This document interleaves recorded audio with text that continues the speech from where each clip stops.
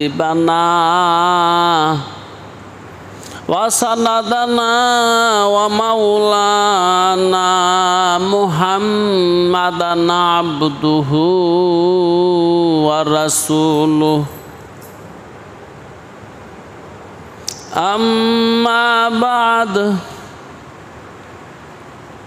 قال الله تعالى في كلامه المجيد والفرقان الحميد إن الله وملائكته يصلون على النبي يا أيها الذين آمنوا صلوا عليه وسلموا تسليما صلى الله على محمد صلى الله عليه وسلم صلى الله على محمد صلى الله عليه وسلم لا يمكن الثناء كما كان حقه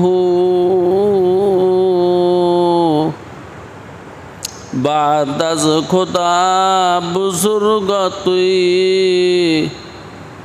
قصة مختصر بلغ العلا بكماله كشف الدجى بجماله حسنت جميع خصاله صلوا عليه وآله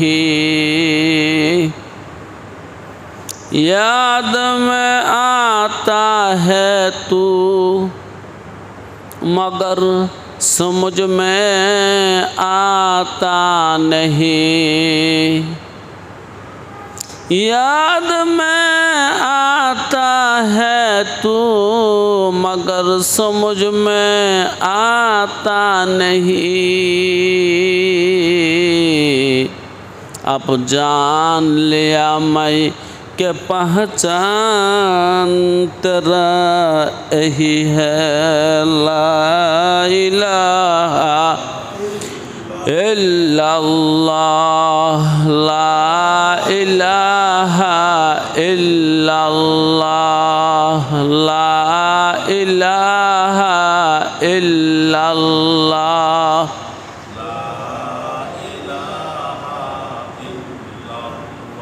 لا إله إلا الله لا إله إلا الله لا إله إلا الله لا إله إلا الله لا إله إلا الله لا إله إلا الله لا إله إلا الله لا إله إلا الله لا إله إلا الله لا إله إلا الله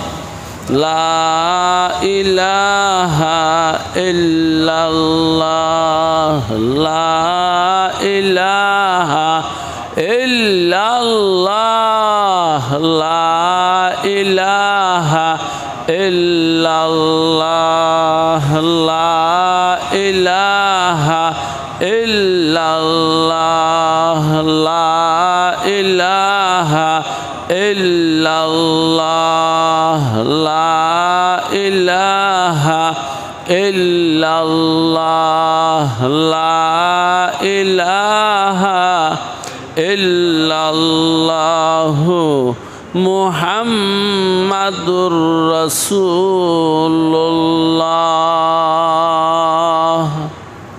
সাল্লাল্লাহু আলাইহি ওয়াসাল্লাম। সম্মানিত উপস্থিতি, এটা আমাদের ধারাবাহিক আলোচনা। আজকের পর্বটা হলো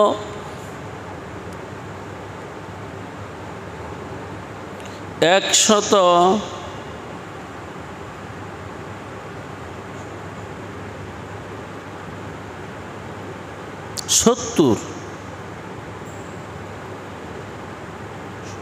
জি হ্যাঁ, 170 নাম্বার পর্ব, 170 নাম্বার পর্ব। আল্লাহ রাব্বুল আলামিন যদি তৌফিক দান করেন, কিছু কথা বলবো, কিছু কথা শুনবো ইনশাআল্লাহ তাআলা। ওমা তৌফিকি ইল্লা বিল্লাহ, লা ইলমা লানা ইল্লা মা আল্লামতানা ইন্নাকা আনতাল আলিমুল হাকীম।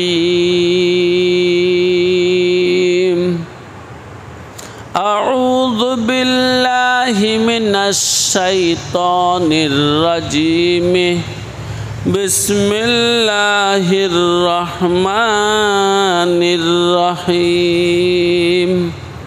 উলাইকাল্লাযীনা ইশতারাবুদ-দালালাতা বিল হুদা ফামা রাবিহাত তিজারাতুহুম ওয়া মা কানু মুহতাদিন। তারা তো ওই মানুষ যারা ভ্রষ্টতাকে ক্রয় করেছে হেদায়েতের বিনিময়ে।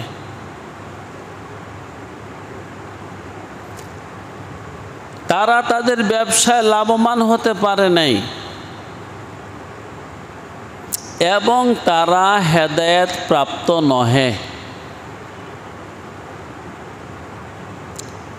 যারা জীবনে দলালতকে কিনছে, হেদায়েতকে বিক্রি দিছে, তারা ব্যবসায় লাভবান হতে পারে নাই এবং তারা হেদায়েতের উপরে নয়। ভাইজান, আমাদের মধ্যে যারা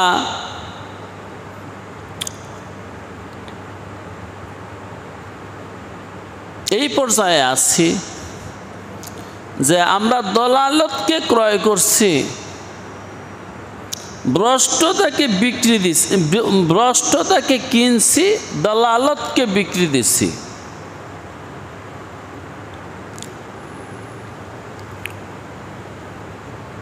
তারা ব্যবসায় লাভবান হতে পারে নাই।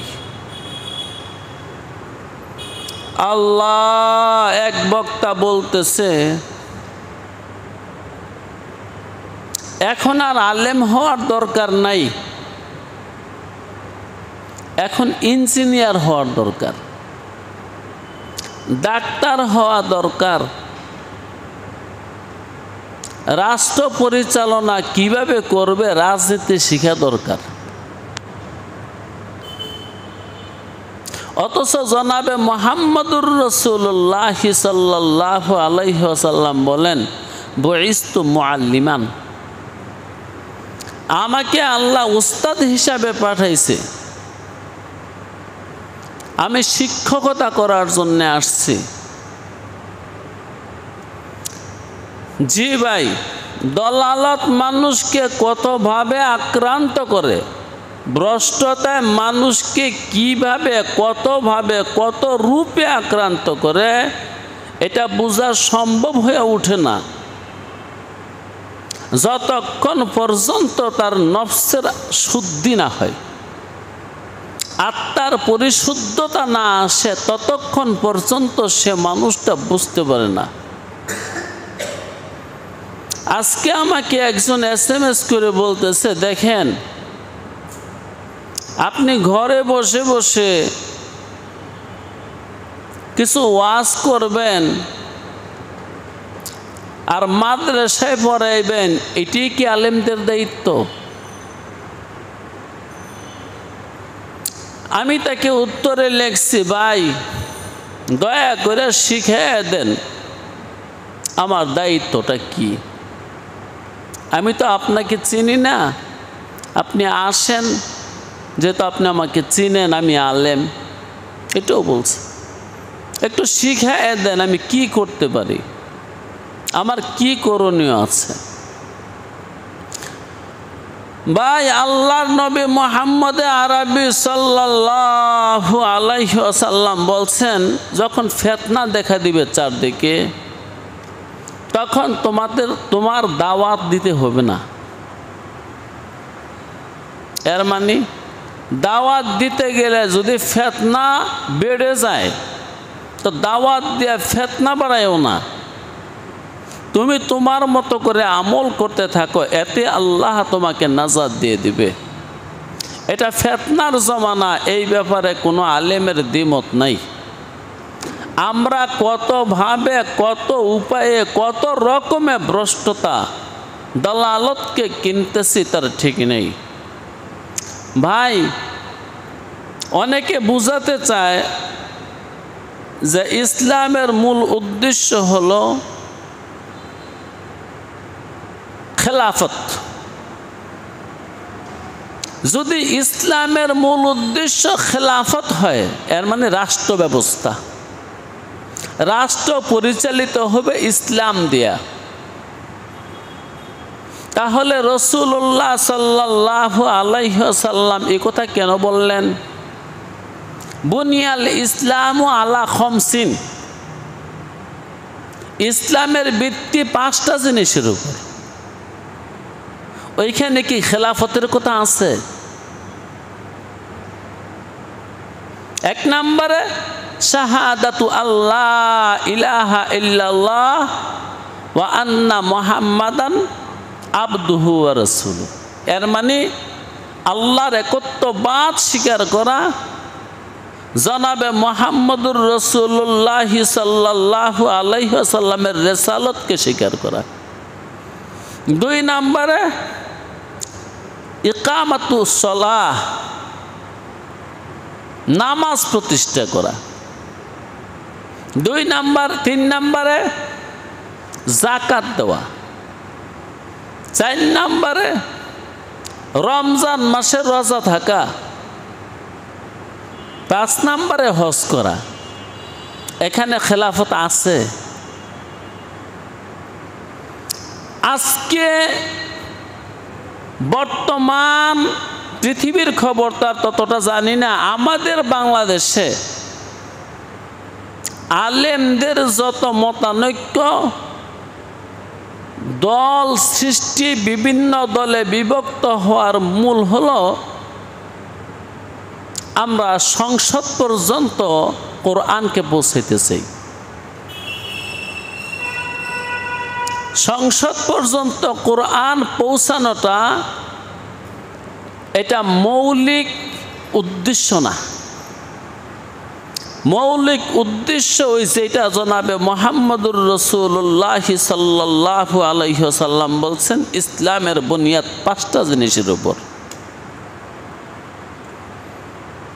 এই 5টার মধ্যে খেলাফত নাই। এই 5টার মধ্যে জিহাদও নাই। অতএব আজকে জেহাদ করে অনেক মানুষে নিজে মরতেছে এবং অন্যকে মারতেছে। দেখেন, জেহাদের জন্য অনেক শর্ত আছে। সবচেয়ে বড় শর্ত হলো একজন আমির লাগবে। আমাদের বাংলাদেশে কি আমির একজনই? একজন। তারপরে জেহাদ হবে মুমিনে আর কাফেরে।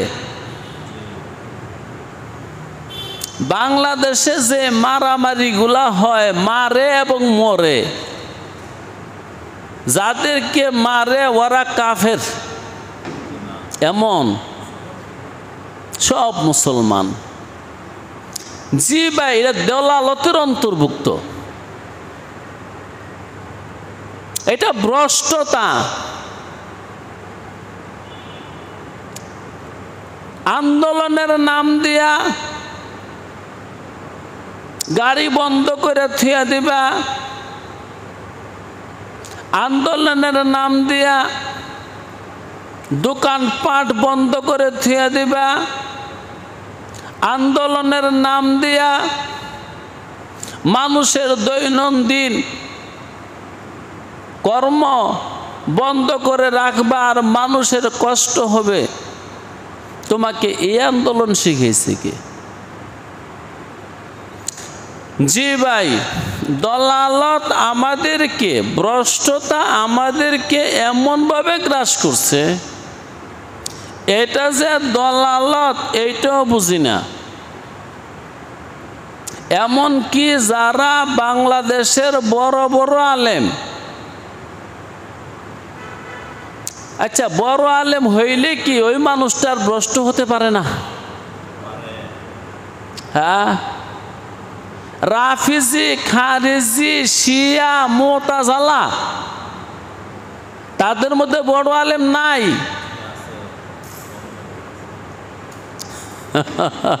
যে কোরআনের তাফসীর শোনার জন্য বসছি, এই কোরআনের লক্ষ লক্ষ তাফসীরের কিতাব দুনিয়াতে আছে। সবচেয়ে বড় কিতাবটার নাম হলো তাফসীরে কাশফ, সর্বস্বীকৃত কথা। এই দুনিয়ার মধ্যে যত মানুষ আল কোরআনের তাফসীর লিখছে, জারুল্লাহ জমকশরী যেইভাবে বুঝাইতে পারছে, এরকম ভাবে আর কেউ বুঝাইতে পারে নাই। কিন্তু আহলে সুন্নাত ওয়াল জামাতের মত হলো তিনি একজন ভ্রষ্ট, পথভ্রষ্ট। এই মানুষটা পথভ্রষ্ট।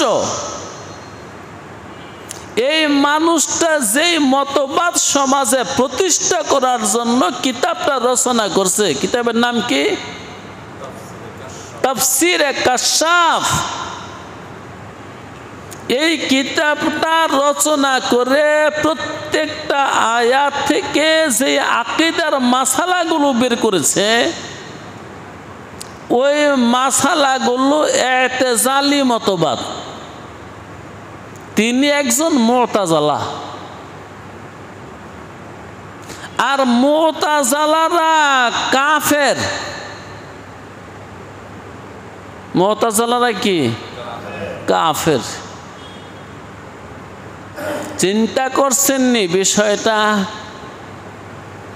এই দুনিয়ার মধ্যে সবচেয়ে বড় তাফসীরের কিতাব যাই লিখছে এবং এত সুন্দর করে ব্যাখ্যা করছে যে আর কেউ পারে নাই। কলমে ধার ছিল। এই মানুষটা কুরআনুল কারীমের ব্যাখ্যা লেখার জন্য 30 বছর একাধারে ইতিকাফ করছে।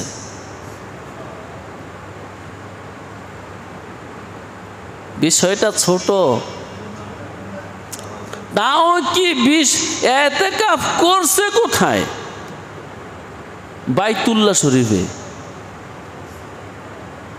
এই খোলা মাঠের মধ্যে আজ থেকে 900 বছর আগে, আজকের এই মক্কা না তো, আজ থেকে 900 বছর আগের মক্কাতে, এই চাটিয়াল ময়দানে, এই পাত্রিলি জমিনের মধ্যে 30 বছর ইতিকাফ করছে মানুষটা কোরআনের তাফসীর লেখার জন্য। কিন্তু আহলে সুন্নাত ওয়াল জামাতের মত হলো লোকটা মুতাজিলা। এমন সব কথা বলছে যেগুলা কুফরি। তো কুফরি কথাবার্তা যে বলে তারে কি কয়? কুফরি কথাবার্তা যে বলে তারে কি বলে? কাফের বলে শরীয়তের পরিভাষায়। যে ব্যক্তি কুফরি কাজ করে সেও কাফের, যে ব্যক্তি কুফরি কথা বলে সেও কাফের। তিনি 30 বছর বাইতুল্লাহ শরীফে ইতিকাফ কইরা কিতাব লিখছে কুরআনুল কারীমের তাফসীর। ওই লোকটা অনেক অনেক না হাজার হাজার কথা তার কুফরি কথা, যে কথাগুলো সাহাবাদের বিশ্বাস নয়, যে কথাগুলো তাবিঈদের বিশ্বাস নয়, যে কথাগুলো তাবিঈদের বিশ্বাস নয়। বিশেষভাবে ইমাম আবু হানিফা, ইমাম মালিক, ইমাম শাফিঈ, ইমাম আহমদ ইবনে হাম্বল এবং 4 তরিকার 4 বুজুর্গ হযরত আল্লাহু আকবার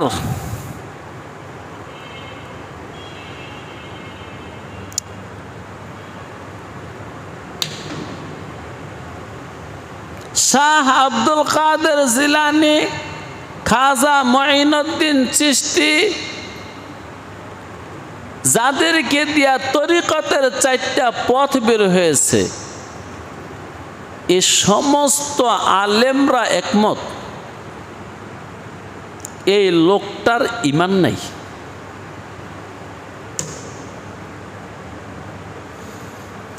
আল্লাহু আকবার। এই লোকটার কি নাই? ঈমান নাই। ঈমান নাই মানে ঈমানের সমস্যা। ঈমান তো মৌলিকভাবে আল্লাহর উপর আছে, মৌলিকভাবে রব্বে কারীমের উপর ঈমান আছে বলেই তো কোরআন পড়ছে এবং কোরআনের তাফসীর লিখছে। তাও কি বাইতুল্লাহ শরীফের চত্বরে বইসা লিখছে, 30 বছর ইতিকাফ করে লিখছে। আল্লাহ তো বিশ্বাস করছে, রাসূলও বিশ্বাস করছে, কিতাবও বিশ্বাস করছে, কিন্তু অনেক জায়গায় গিয়া পা পিছলে গেছে, দলালতের মধ্যে পড়ে গেছে, পথভ্রষ্টতার মধ্যে পড়ে গেছে। তো ভাই, বর্তমান সময়ের মধ্যে কি দলালত আছে না নাই? ভ্রষ্টতা আছে না নাই? আছে। কেমনে বুঝবেন? আল্লাহু আকবার। সবাই তো বলতেছে আমাদের দলটা একটা হক দল, আমাদের পথ একটা হক রাস্তা। আসুন আমরা সবাই এই পথে চলি। চলতে চলতে চলতে চলতে আমরা মাওলায়ে পাকের দিদার গ্রহণ করি। এখন কি বাংলার জমিনে যত দল আছে সবগুলা দলের দাবি তো এইটুই, তাহলে ভ্রষ্ট কারা? পথভ্রষ্ট কারা? পথভ্রষ্ট কারা চিনব কি করে? চিনার উপায় কি? আমার মনে হয় যাদেরকে আল্লাহ রাব্বুল আলামিন দয়া কইরা দলালত থেকে, ভ্রষ্টতা থেকে হেফাজত না করে ওই মানুষটা সিরাতে মুস্তাকিম পাওয়া সম্ভব না। তাই আল্লাহ রাব্বুল আলামিন সূরা ফাতিহার মধ্যে শিখাইছেন, মানুষরে তুই মনোযোগ দিয়া বল, ইহদিনাস সিরাতাল মুস্তাকিম সিরাতাল্লাযীনা আন'আমতা আলাইহিম গায়রিল মাগদুবি আলাইহিম ওয়ালাদ-দাল্লিন। আচ্ছা, এই যে এটা কিন্তু মোনাজাত, সূরা ফাতিহার অর্ধেক মোনাজাত। এই মোনাজাতের মধ্যে কি ভ্রষ্টতার কথা আছে না নাই? এই যে গায়রিল মাগদুবি আলাইহিম ওয়ালাদ-দাল্লিন। আয় আল্লাহ, যাদের উপর তোমার গজব নাজিল হয়েছে এবং যারা পথ ভ্রষ্ট হয়ে গেছে, আমাদেরকে তাদের অন্তর্ভুক্ত করো না। দোস্ত, এই আয়াতটা নিয়ে আমি অনেক দিন ধরে কথা বলতেছি, আজকেই বলবো আর বলবো না। ইনশাআল্লাহ তাআলা আগামী সপ্তাহে সামনের আয়াত নিয়ে কথা বলবো, একটু মনোযোগ দিয়ে শোনেন।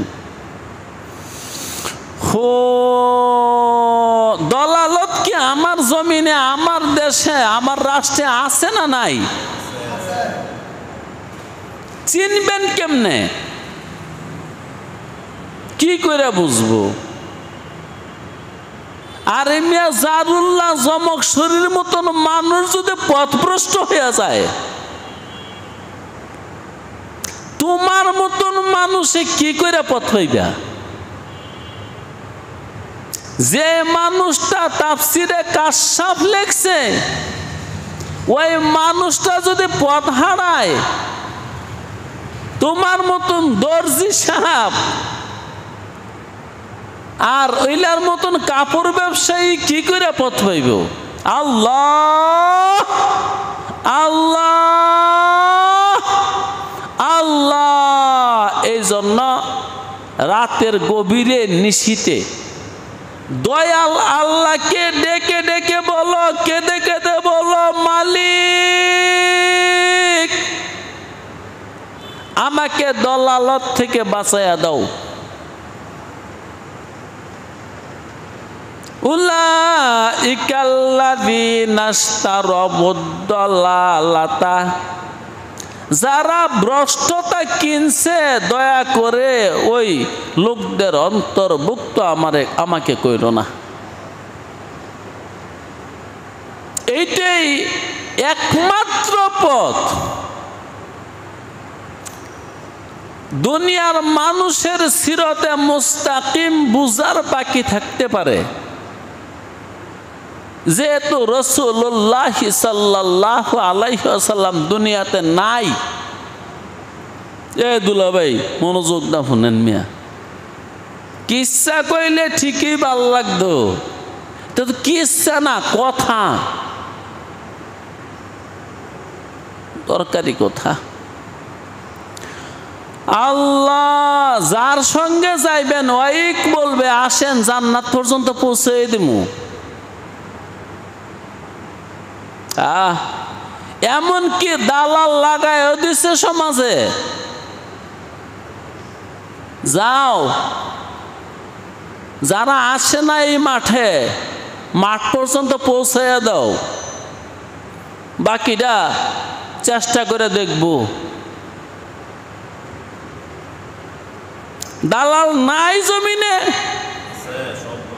আমার বাংলাদেশের এই জমিনে দালাল নাই,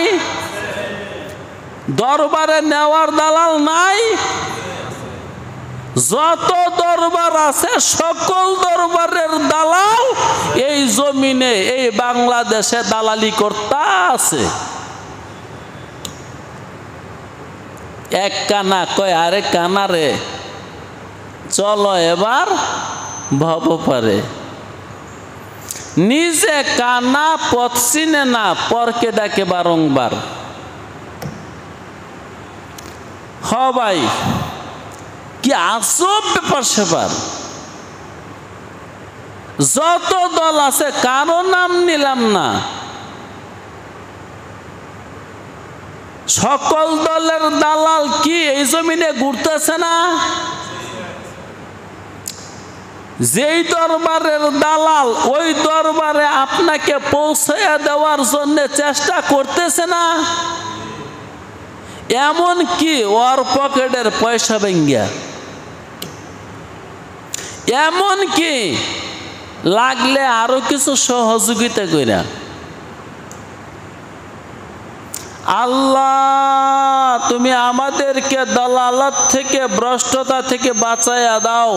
সবাই আমিন বলেন। এই কাজটা কইরেন। আমিও সন্দেহের মধ্যে আছি,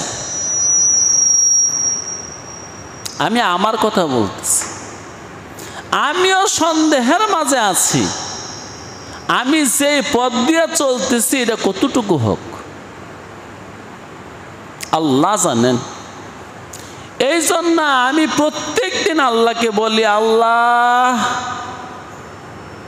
দয়া করে তুমি খাতেমা বিল খায়ের করো, ইমানের সাথে মরণ দিও, সিরাতে মুস্তাকিম দেখাইয়া দিও। ইহদিনাস সিরাতাল মুস্তাকিম, এই আয়াতটা আমি অনেক পড়ি, কারণ আমার তো এত এলেম নাই। আরে বাবা, যার এলেমে দুনিয়া উজালা, ওই মানুষটি যদি পথভ্রষ্ট হয়ে যায়, তুমি আর আমি কি? আমার কাছে আপনার কাছে ওয়াসওয়াসা দিবার জন্য শয়তানে মারদুদ, শয়তানে রাজিম আসে না আসে না? আসে, হ্যাঁ, বসে, কলবে ঢুকে, কলবে। আল্লাযী ইউওয়াসওয়িসু ফি সুদুরিন নাসি মিনাল জিন্নাতি ওয়ান নাস। আল্লাহ আল্লাহ আল্লাহ আল্লাহ। এই মাত্র কিছুক্ষণ আগে আমি ফতোয়ায়ে মাহমুদিয়ার মধ্যে দেখলাম যে মানুষটার মধ্যে 21টা রোগ নাই। এই জায়গাটা আমি কয়েকদিন পরপরই বালা করে দেখি, যে মানুষের মধ্যে 21টা রোগ নাই, ওই মানুষটার মধ্যে দলালত নাই, পথভ্রষ্টতা নাই। 21টা ব্যাধি ব্যারামের মধ্যে একটা ব্যারাম হলো হুব্বে রিয়াসাত, কি? ক্ষমতার লোভ। কিসের লোভ? ক্ষমতার লোভ। হিংসা, বিদ্বেষ, নিন্দা, গৌরব, অহংকার তো আছেই, এগুলা ছাড়াও পথভ্রষ্ট মানুষের আরেকটা লক্ষণ হলো ক্ষমতার লোভ। দোস্ত, যার ক্ষমতার লোভ আছে, ফতোয়ায়ে মাহমুদিয়ার মধ্যে লেখছে মানুষটা পথভ্রষ্ট।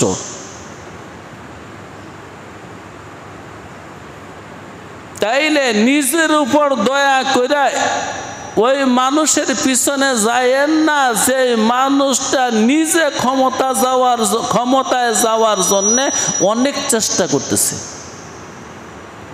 আরেকটা লিখছে হুব্বে মাল,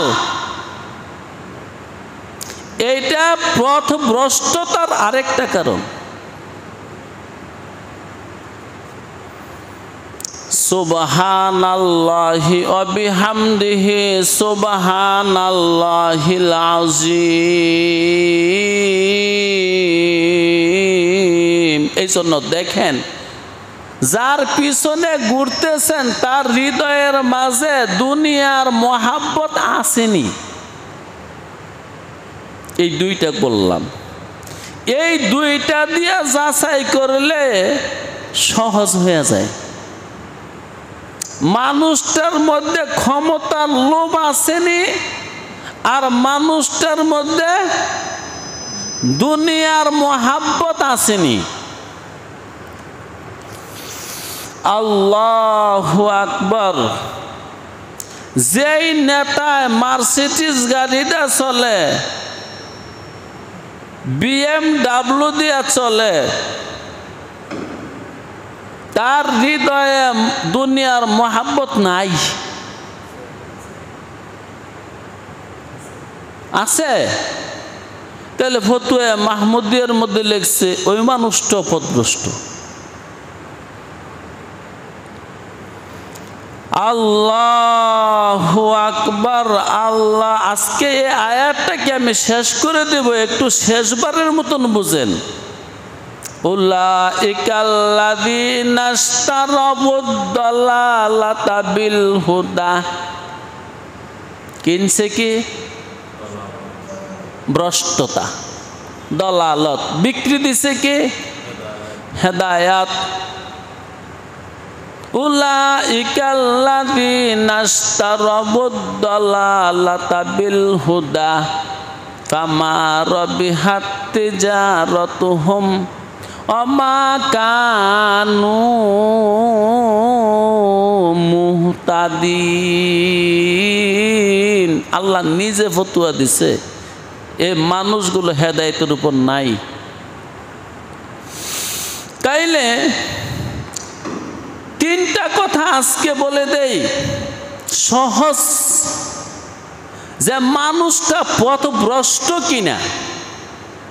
এক নম্বরে, যে মানুষটা দাবি করে আমি একবারে সাচ্চা পথে আছি, এতে কোনো সন্দেহ নাই, খোদার দোহাই ওর সঙ্গে যাইয়েন না। কারণ আমরা কওমি মাদ্রাসায় লেখাপড়া করছি, যাই করছি টুকটাক, এগুলো লেখাপড়া বলে না। ছোট ছোট কিছু কিতাবাদি পড়ছি কওমি মাদ্রাসায়। কি মাদ্রাসা? কওমি মাদ্রাসা, যেটাকে অনেকে খারিজি মাদ্রাসাও কয়। খারিজি মাদ্রাসা কেন বলে? যেহেতু সরকারের খাতাতে না খারেজ, সরকার আমগরে বেতনও দেয় না, বাতাও দেয় না, খবরও লয় না। আরে জমিনের খারিজ আছে না? হ্যাঁ, কয় না জমিনটা খারিজ করে লই আগে বেটা, পরে দেখুন তোর নামে খারিজ কর, আমরাও খারিজ। কিসের থেকে খারিজ? সরকারের খাতা পাতার থেকে খারিজ। সমকার সরকার আমগরে ডাইলও দেয় না, চাইলও দেয় না, টাকাও দেয় না, পয়সাও দেয় না, খবরও লয় না। এই জন্য আমগরে খারিজি মাদ্রাসাও কয়। যাক, আল্লাহ। আবার খারিজি নামে একটা দলও আছে। খারিজি নামে একটা দল আছে, যেই দলটা সাহাবাদের জমানায় জন্ম হয়েছে। যারা কাফের, খারেজ আনিল ইসলাম, তারা ইসলামের বাহিরে। আবার চাইয়েন কইতে গিয়ে হেরা কইলেন না। কারণ তুমি যে আমারে কাফের বলবা, যদি আমি কাফের না হই তাহলে তুমি কিন্তু কাফের নিশ্চিত। তুমি যে আমাকে মুশরিক বলবা, যদি আমি মুশরিক না হই তুমি মুশরিক নিশ্চিত। তুমি যে আমাকে ফাসেক বলবা, যদি আমি ফাসেক না হই তুমি ফাসেক নিশ্চিত। এই জন্য কাফের আর ফাসেক, বেঈমান, নাস্তিক, দালাল, ইহুদিদের দালাল, খ্রিস্টানদের দালাল, এগুলো সাবধানে কইও, সমস্যা আছে।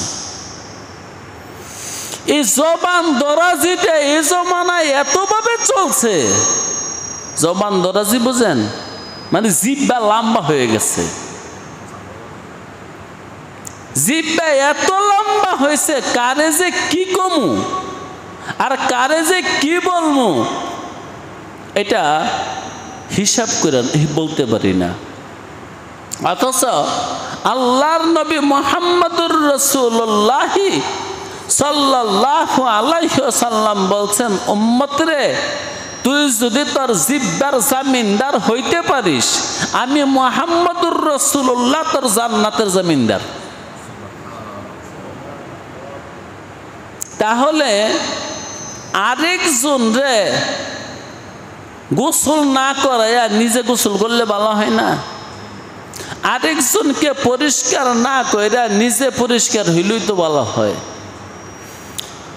আর যদি আরেকজনকে পরিষ্কার করতে পারো জবান দরাজি না কইরা, তাহলে করো। এইভাবে জিহ্বা ব্যবহার করো না, সমস্যা আছে।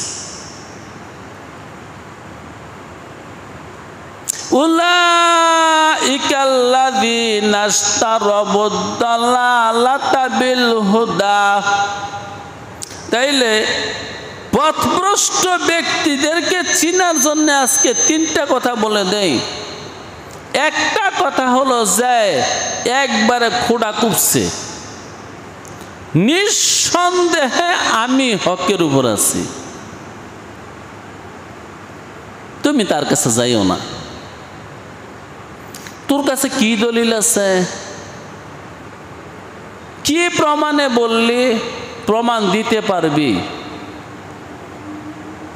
আমিও তো বুঝি না, তুই যেটা বুঝাই দিবি এইটাই তো বুঝে নেমো। এই জন্য আল ইমানু বাইনাল খৌফে ওয়ার রাজা, ইমানের বসত আশা নিরাশা দুইটার মাঝখানে। তো বলতেছিলাম আমরা কওমি মাদ্রাসার ছাত্র, কওমি মাদ্রাসার উস্তাদরা শিক্ষকরা কোন মাদ্রাসার অনুসরণ করে এটা আপনারা জানেন? হ্যাঁ, দেওবন্দ মাদ্রাসার অনুসরণ করে। কারণ মূলে আমরা দেওবন্দি, মূলে আমরা কাসিমি, মূলে আমরা মাহমুদি। আমরা যে পথটায় চলি এই পথটা আমাদেরকে সর্বপ্রথম দেখাইছেন মাওলানা কাসেম নানতবী রহমতুল্লাহি আলাইহি। এটার উপর আরো চেষ্টা করছেন হযরত মাহমুদুল হাসান দেওবন্দি রহমতুল্লাহি আলাইহি। এই জন্য আমরা কাসিমি এবং আমরা মাহমুদি, আমরা দেওবন্দি, আমরা হানাফি। হ্যাঁ, আমরা মুসলমান। তাহলে মুসলমান হইলে আর হানাফি হওয়া যায় না? এই বিষয়ে কি মতামত আছে না নাই? এই কথা বলার লোকও আছে, দেখছিস? কাফেরে বললো কি, ওই বলে হানাফি, ওই নিজেরে মুসলমান কয় নাই, হানাফি কয়। এই তো সে কাফের হয়ে গেছে। আল্লাহ আল্লাহ। তাইলে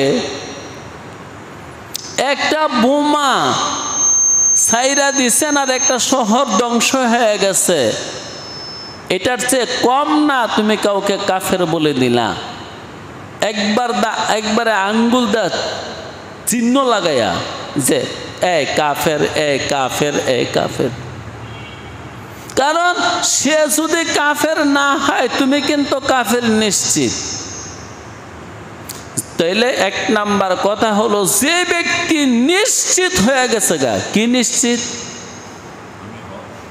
আমি হক, এতে কোনো সন্দেহ নাই আমি হক, এতে কোনো সন্দেহ নাই আমি হক, মানে আনাল হক।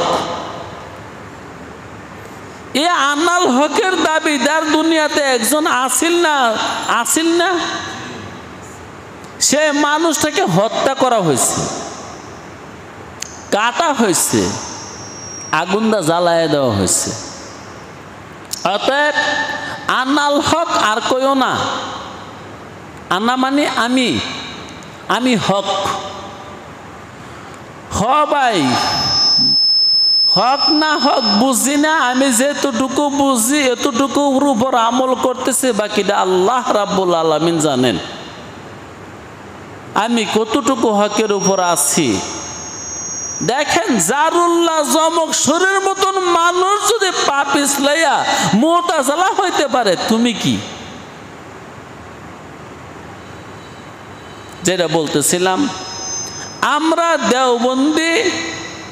আমরা দেওবন্দ মাদ্রাসার অনুসরণ করি বলে।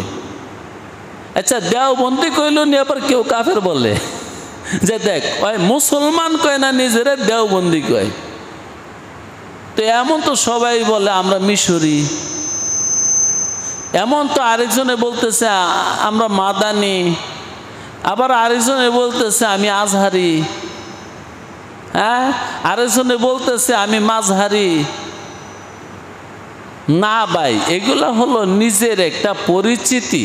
মূলে আমরা মুসলমান, মূলে আমরা মুসলিম। এই যে আমরা দারুল উলুম দেওবন্দকে অনুসরণ করে চলি, দারুল উলুম দেওবন্দ থেকে এই পর্যন্ত কোনো ফতুয়া দিছে না দেয় নাই? ওরা ফতুয়া দেয় না দেয় না?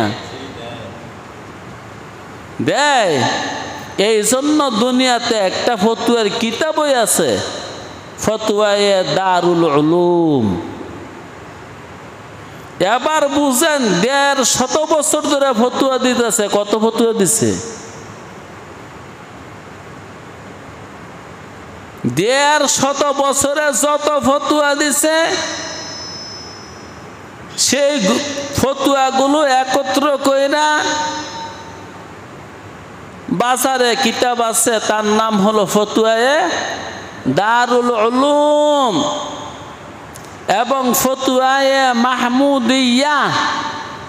এই মাহমুদুল হাসান তিনিও দেওবন্দেরই মুফতি সাহেব। তারা ফতুয়া দিয়া ফতুয়ার শেষে একটা কথা লিখছে, আল্লাহু আলাম বিসসাওয়াব। এর তর্জমা হলো আল্লাহই ভালো জানে। যদি তোমার ফতুয়া নিশ্চিত 100% হয়, এই কথা লাগাইলে কেরে? বোঝা গেল তিনির ফতুয়া 100%। তিনি কি দাবি করছে? দারুল উলুম দেওবন্দ থেকে যতগুলো ফতুয়া দিছে সবগুলা ফতুয়ার শেষে লেখা আছে আল্লাহু আলাম বিসসাওয়াব। সঠিকটা আল্লাহই জানেন। আল্লাহর জানার মধ্যে কোনো ভুল আছে? যেহেতু শরীয়ত তিনিই তো নাজিল করছেন। তো যেই মুফতি সাহেব দারুল উলুম দেওবন্দ থেকে ফতুয়া দিলেন, তিনি লেখলেন আল্লাহু আলাম বিসসাওয়াব। আল্লাহই জানে আমি কি লিখছি, আমার বুঝে যা আসছে তা আমি লিখে দিচ্ছি। তাহলে বোঝা গেল 100% গ্যারান্টি দেয় নেই। হ্যাঁ, এটা হকের আলামত। এই মানুষটা যে পথভ্রষ্ট না, এটার আলামত। কারণ তিনি কি করছে, তিনির মধ্যে ভুল যদি থাকে ওইটা তিনি স্বীকার করছে এই কথার মাধ্যমে। আমারও ভুল হতে পারে, সম্ভাবনা আছে। যেহেতু রাসূলুল্লাহ সাল্লাল্লাহু আলাইহি ওয়াসাল্লাম দুনিয়াতে নাই, রসুলের কাছে জিজ্ঞাসা ফতুয়া দেই নাই। আসলে ফতুয়া দিবেন আল্লাহ, আসলে ফতুয়া দিবেন রাসূলুল্লাহ। আল্লাহ ওহির দরজা বন্ধ করে দিয়েছেন, রসুলও দুনিয়ার থেকে চলে গেছেন। এখন আলেমরা রসুলের জায়গার মধ্যে বসে আছেন। তিনির কাছে তার আলেমদের কাছে তার ওহী আসে না। তারা কিতাব কোরআন এজমা কিয়াস পইরা যা বুঝে তাই তো বলে। আরে মায়া আমিয়া মাইকদা নামাজ পড়লে নামাজ হবে কিনা আজও পর্যন্ত দেওবন্দি আলেমদের মধ্যে এটা লিয়ে দ্বন্দ্ব। মাইক দিয়া নামাজ পড়লে নামাজ হবে কি না এই দ্বন্দ্ব আজও সারে নাই, অথচ আমাদের মধ্যেই দ্বন্দ্ব। একদল লোক এখনো বলতেছে মাইক দিয়া নামাজ পড়লে নামাজ হবে না, এই যে সাউন্ড বক্স এটা দিয়া নামাজ পড়লে নামাজ হবে না। দেওবন্দি আলেম, তাহলে দেওবন্দি আলেম চাই এই ফতুয়া দিছে ওই যেমন বুঝছে। আবার একদল আলেম বলতেছে না মাইক দিয়া নামাজ পড়লে নামাজ হবে, মাইক দিয়ে আজান দিলে আজান হবে, মাইক দিয়ে একামত দিলে একামত হবে। কিন্তু আরেক দল আলেম বলতেছে দেওবন্দি আলেম মাইক দিয়ে আজান দিলে আজান হবে না, মাইক দিয়ে একামত দিলে একামত হবে না, মাইক দিয়ে নামাজ পড়াইলে নামাজ হবে না। দেখছেন আল্লাহ এই জন্যই তো যাদের আকল আছে জ্ঞান আছে তারা কথা বলে, কথা বলার শেষে কি বলে আল্লাহ কি বলছি জানি না, যদি সঠিক বইলা থাকি কবুল করো, যদি ব্যাঠিক বইলা থাকি তা আমাদেরকে তুমি শুধরাইয়া দাও। তাইলে সবগুলা ফতুয়ার পরে লেখা আছে আল্লাহু আলাম বিসসাওয়াব। ও মিয়া বড় বড় কিতাব, বড় বড় কিতাবের শেষে এই কথা লেখা থাকে। এমনকি বড় বড় কিতাবের যে হাসিয়া টিকা, টিকার মধ্যে অনেক কথা লেখছে, লেখার পরে প্রত্যেকটা টিকাকার এই কথা লেখে আল্লাহু আলাম বিসসাওয়াব, আল্লাহু আলাম বিসসাওয়াব। আমি এই হাদিসের ব্যাখ্যা যা করছি আল্লাহই জানে কতটুকু সত্য বললাম, হক বললাম, সঠিক বললাম। আমি যা বুঝছি তা লিখছি। তাইলে একটা মানুষ পথভ্রষ্ট না, এটার একটা দলিল কি? গোড়ামি নেই। এ মানুষটা গোড়ামি করে না, নিজেকে একেবারে হক্কানি, নিজেকে নিজে কমাস কম দাবি করে না। দোস্ত বুঝোস নাই? যে মানুষটা নিজেকে দাবি করতেছে আমি হক্কানি, ওর কাছ থেকে সরে যাবি গা। আমার মধ্যে কোনো ভুল নাই, ওর কাছে যাওয়া যাবে? আকাশকে বদানাদকে বদানাদকে বদানাদ আরাদর জহলে মুরাক্কাবে সুমারাত। আবার কই আকাশকে বদানাদকে বদানাদকে বদানাদ আরাদর জহলে মুরাক্কাবে সুমারাত। যে ব্যক্তির দাবি আমি জানি আমি জানি আমি জানি, তুমি মনে করো সে জাহেলে মুরাক্কাব, যেটারে বাংলায় বলে গণ্ড মূর্খ।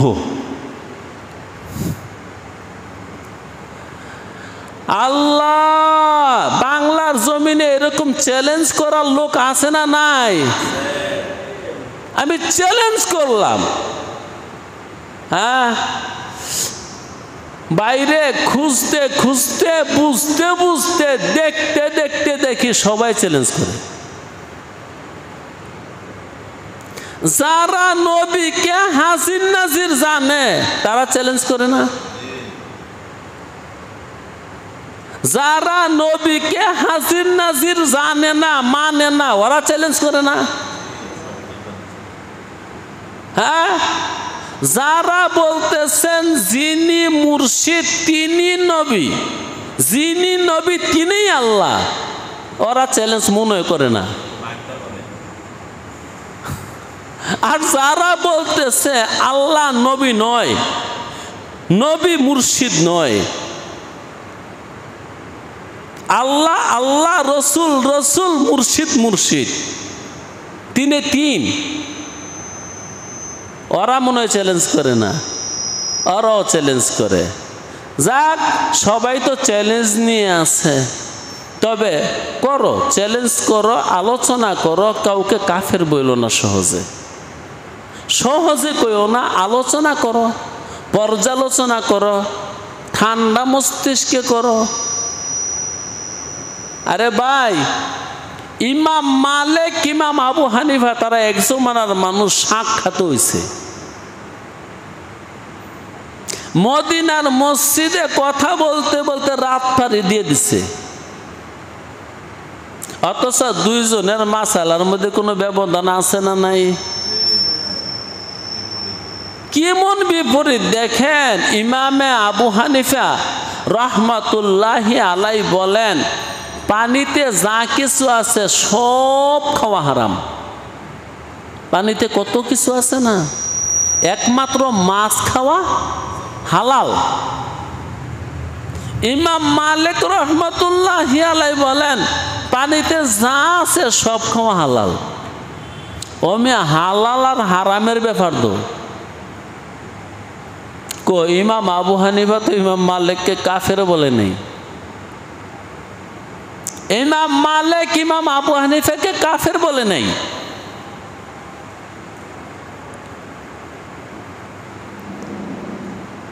ওয়া আখির দাওয়ানা আলহামদুলিল্লাহ।